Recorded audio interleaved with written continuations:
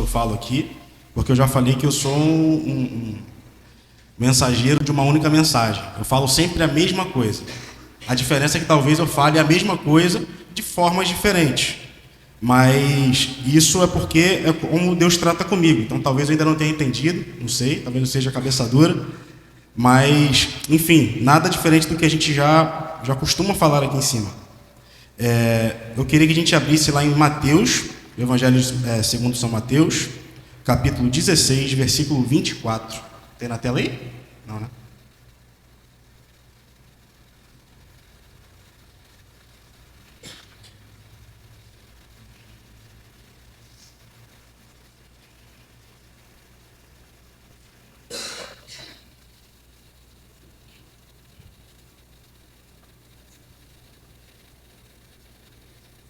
Podemos? É um versículo bem conhecido. Mateus, capítulo 16, versículo 24. A versão que eu estou lendo aqui é NVI, então pode estar um pouquinho diferente, mas o sentido é sempre o mesmo. Então, Jesus disse aos seus discípulos: se alguém quiser vir após mim, negue-se a si mesmo, tome a sua cruz e siga-me. Esse versículo, ele é bem conhecido mesmo. E essa palavra aqui eu poderia utilizar vários trechos assim da Bíblia. Eu tinha colocado, não me lembro agora qual versículo, mais uma passagem em Eclesiastes, mas durante a construção da mensagem, Deus me guiou a utilizar outro texto base. E tem uma frase que ela é a frase, vamos dizer assim, central dessa palavra, que é: o cristianismo não é anestesia para a nossa dor. O cristianismo, ele não é anestesia para a nossa dor.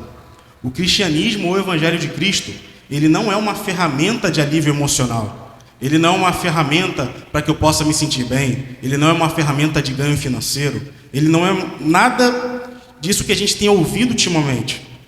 O Evangelho de Cristo, ele tem como objetivo principal a manifestação da glória de Deus.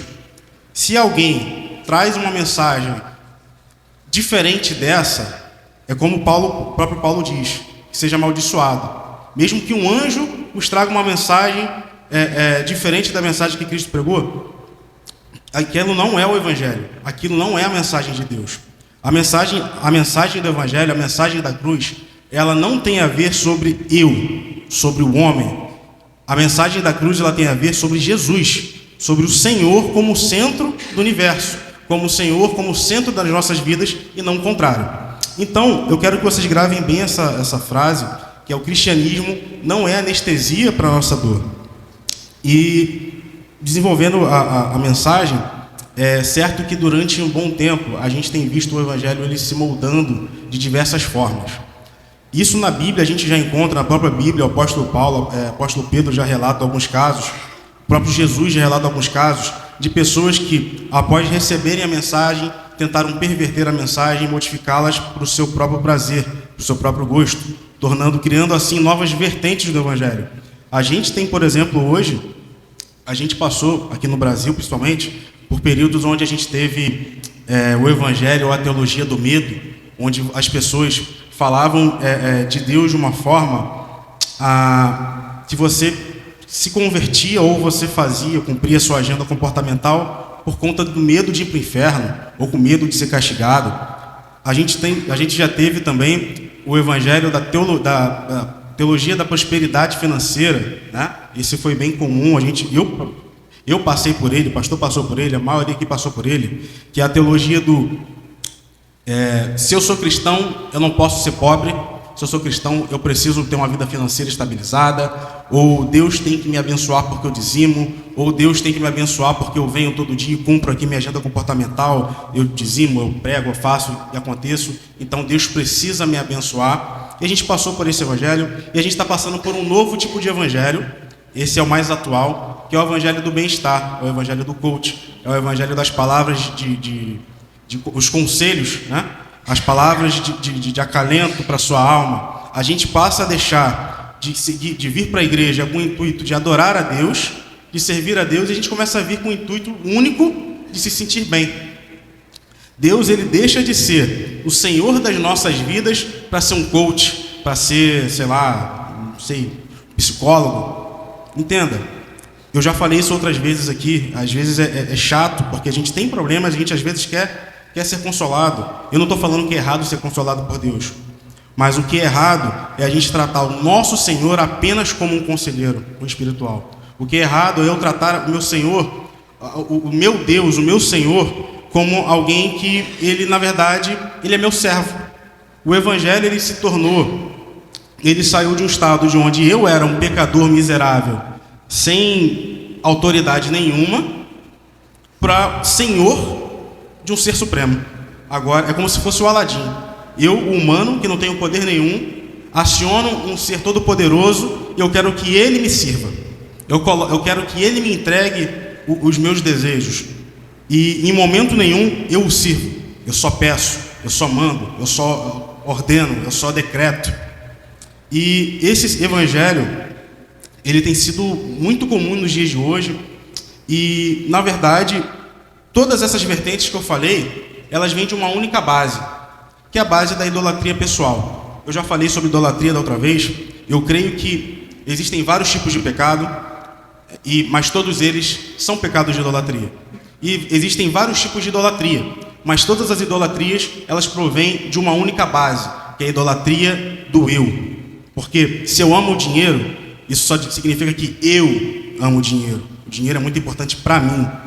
Eu nunca vou idolatrar algo que é para o outro. Eu sempre idolatro algo que é para mim, algo que está no fundo do meu coração. Então a idolatria, ela é a base de todos os outros pecados. Ela é a base, a idolatria do eu, ela é a base de todas as outras idolatrias. Então, esse tipo de... Só um minutinho.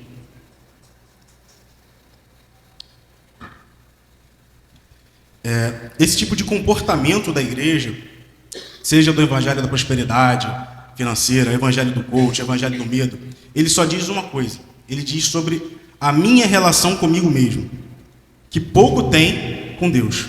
Ou seja, eu me amo tanto que eu faço o que eu tenho que fazer para evitar ir para o inferno ou para não ser castigado.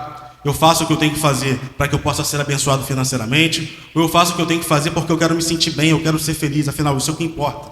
É o que dizem aí. E esse comportamento não é um comportamento de agora, como eu já falei. Se a gente abrir a Bíblia, alguns passagens relatam isso, mas uma que eu separei aqui foi sobre a igreja de Laodiceia, em Apocalipse 3, do versículo 14 ao 17, como a gente está sem o telão. Aparece para vocês aí? Então vou botar aqui, só um minutinho.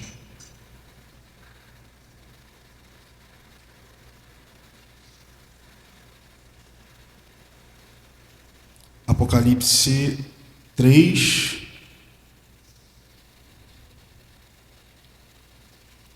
no versículo 14 ao 17.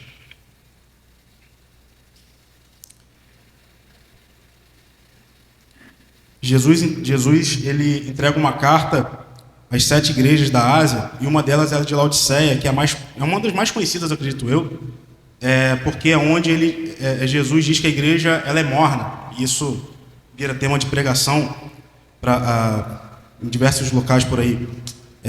Qual a versão que está aí para a gente ler a mesma? NVI? Beleza. Ao anjo da igreja em Laodiceia escreva: Eis que diz o Amém, a testemunha fiel e verdadeira, o soberano da criação de Deus. Conheço as suas obras, que você não é frio nem quente. Gostaria que fosse frio ou quente. Assim, porque é morno, nem frio nem quente. Estou prestes a vomitar você da minha boca. Você diz: sou rico, enriqueci-me, não preciso de nada. No entanto, não percebe que é infeliz, miserável, pobre, cego e nu.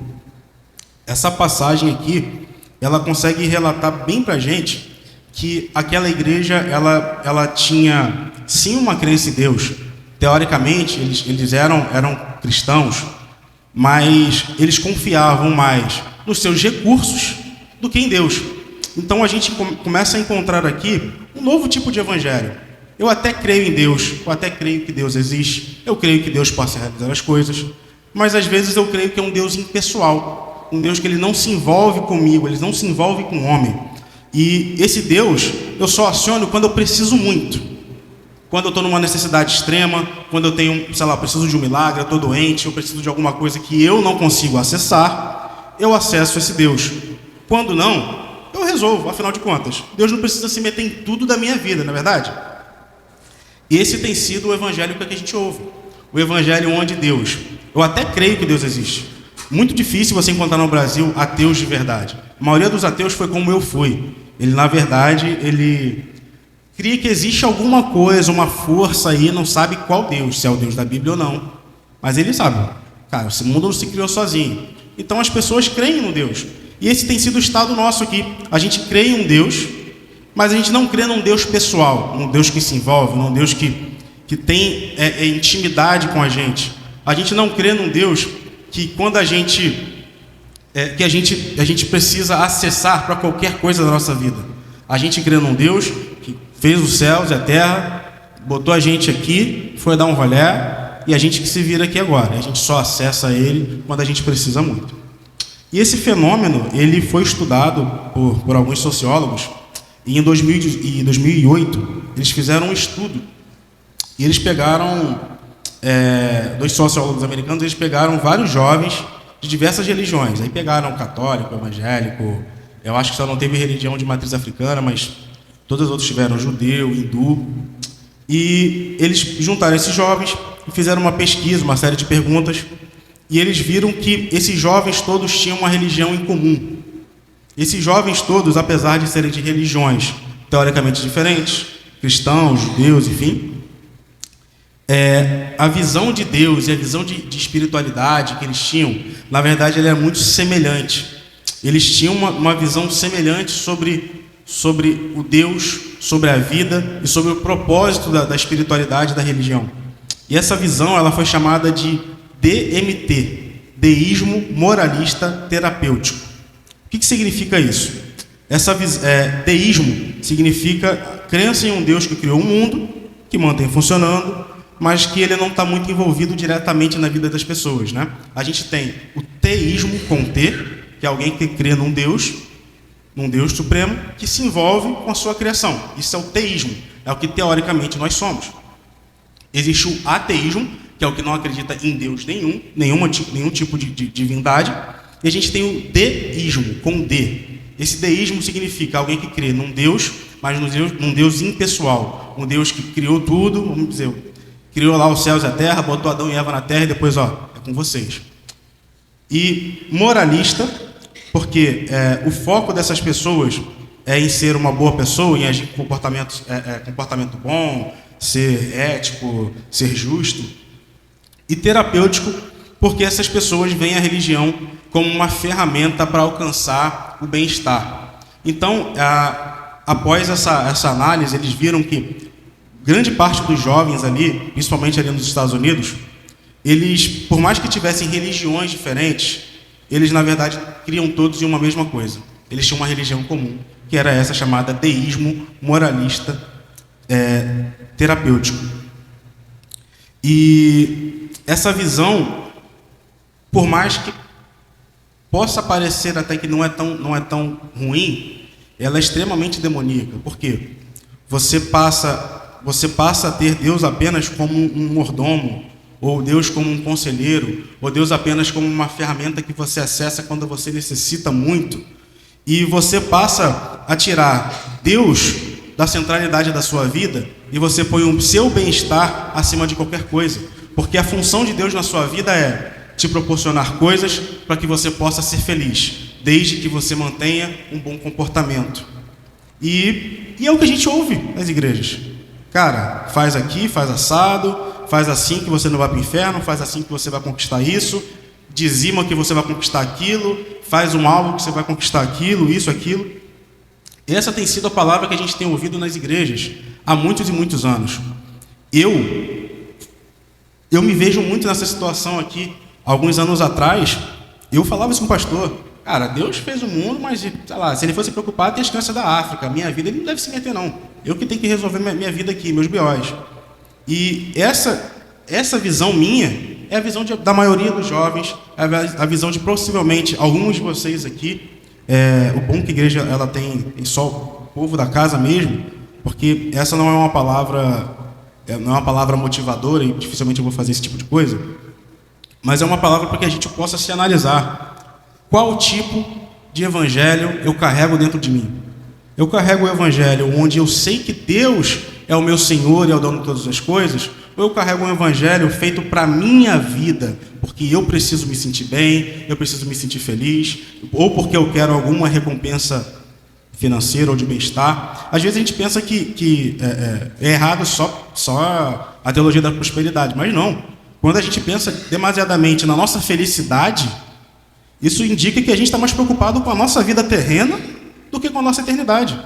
Então a gente precisa tomar muito cuidado com isso.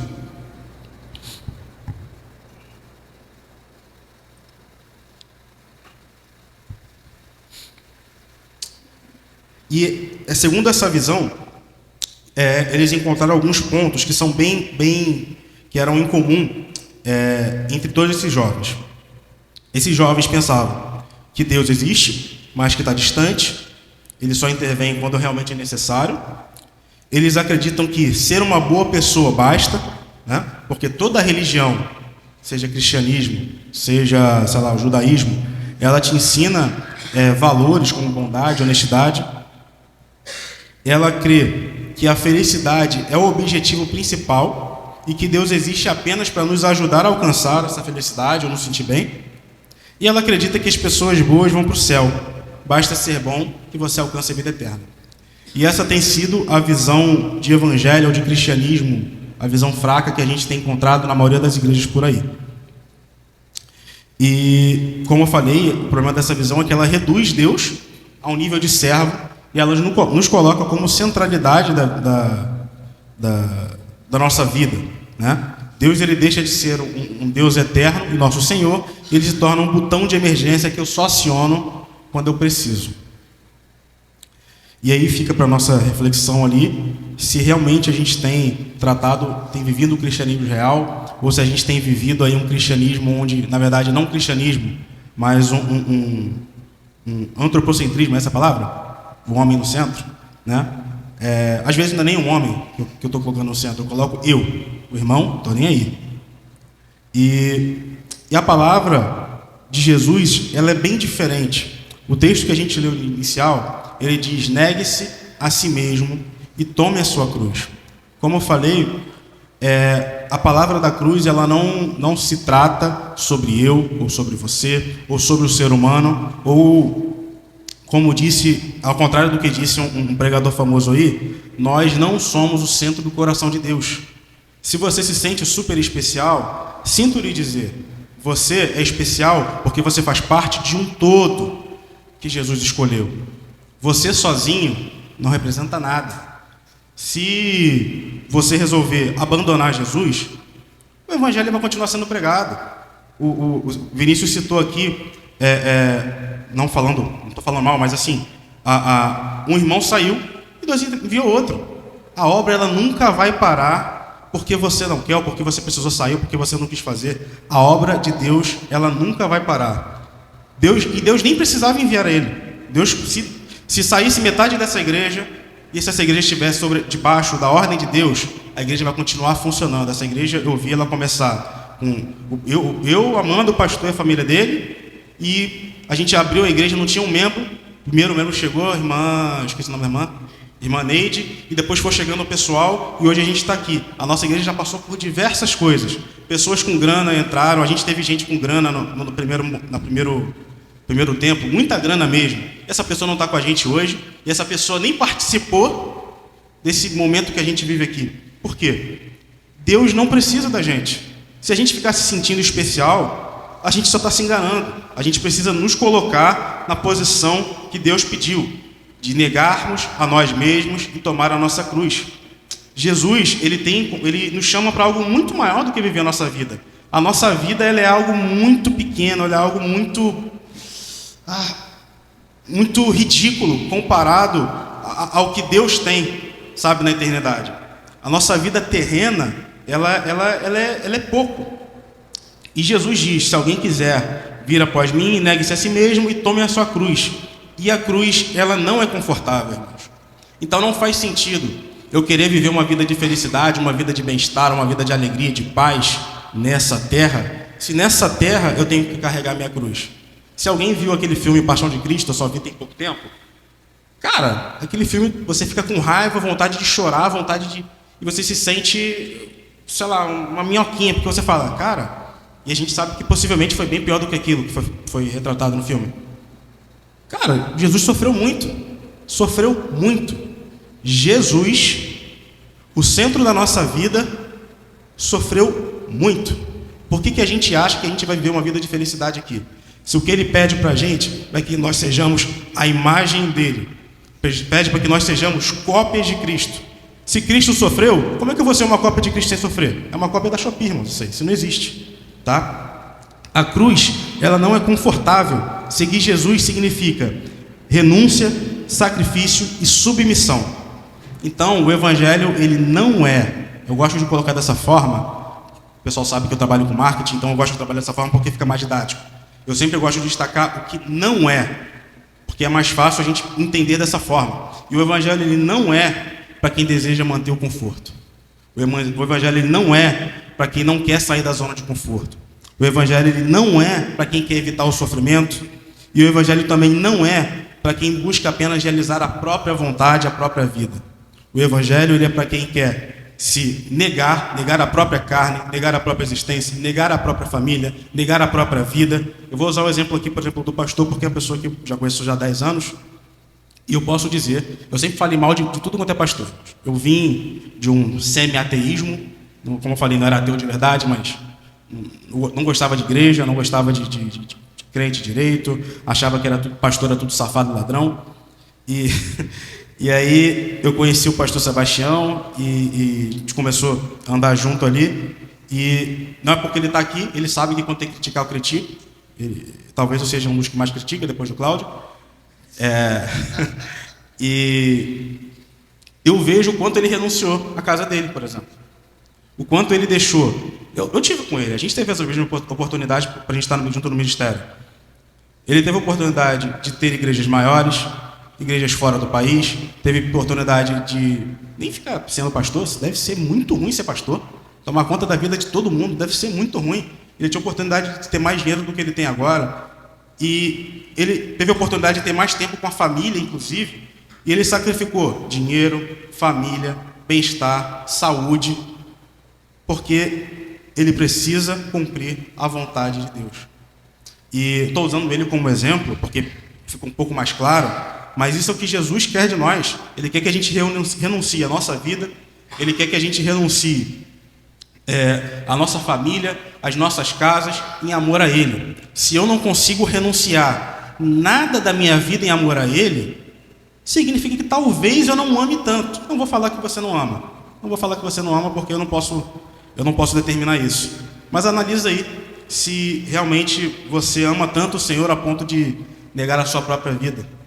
Porque você negar às vezes, até sua família às vezes seja mais fácil, mas a sua própria vida, pensa aí. Então, o Evangelho, ele é para aqueles que desejam ser imitadores de Cristo. Como eu falei, Cristo sofreu muito. E a gente vê a mensagem dos apóstolos. Eu não vi nenhum apóstolo que ficou rico, que ficou milionário, andando de helicóptero, andando de jatinho. Não estou falando que isso é errado. Não estou falando que você não deva trabalhar e buscar. Não estou falando que também você não deva orar para que Deus te abençoe. Eu estou falando que o que é errado, ou o que não é certo, não sei, é a gente viver uma vida que esse é o ponto mais importante. Como se Jesus tivesse se sacrificado na cruz para que eu fosse, sei lá, me sentisse bem e tivesse dinheiro. Cara, isso é invalidar o sacrifício de Cristo. Toda vez que eu pego e coloco qualquer outra coisa na centralidade da minha vida ali, coloco acima de Deus, eu coloco como um ponto mais importante da minha vida, é como se fizesse assim: Senhor, tu morreu na cruz, mas eu estou dando o meu jeitinho aqui porque só isso aí não foi suficiente para mim não, eu preciso de mais. É como se você dissesse que o que Jesus fez na cruz por você não fosse o suficiente. Ser igual a Cristo, ser imitador de Cristo, significa sofrer por Ele. significa viver para Ele e, se for necessário, não estou mandando você se matar, mas morrer por Ele. E isso é o que a gente vê quando a gente analisa o Novo Testamento, quando a gente vê a vida dos apóstolos. Como eu falei, a gente não vê nenhum apóstolo que, por causa de Cristo, ele ficou rico ou, sei lá, a gente não encontra isso. Como eu falei, não é errado. Mas o que a gente encontra é um cenário totalmente diferente. Porque para quem é imitador de Cristo, a gente vê isso lá nos apóstolos, vale a pena sofrer por Ele. Vale a pena sofrer por amor a Ele. Vale a pena sofrer porque estamos fazendo a obra correta, segundo a vontade dEle. Romanos 8,18 diz o seguinte: porque para mim, tenho por certo que as aflições desse tempo presente não são para comparar com a glória que nos há de ser revelada. 2 Coríntios 4,17 diz o seguinte: porque a nossa leve e momentânea tribulação produz para nós um peso eterno de glória e muito excelente. Filipenses 1,29: porque a vós foi concedido em relação a Cristo, não somente crer nele, como também padecer por ele. E finalizando, quem não toma a sua cruz e não segue após mim, não é digno de mim.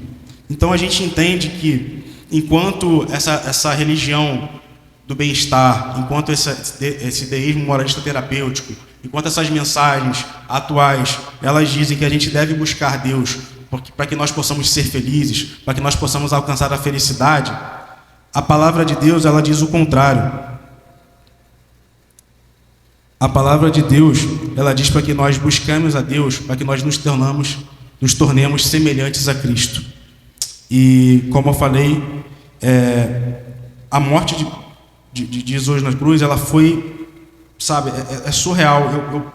Tá passando a imagem aqui do filme na minha cabeça e não consigo pensar em alguém que sofreu mais do que Jesus, sabe?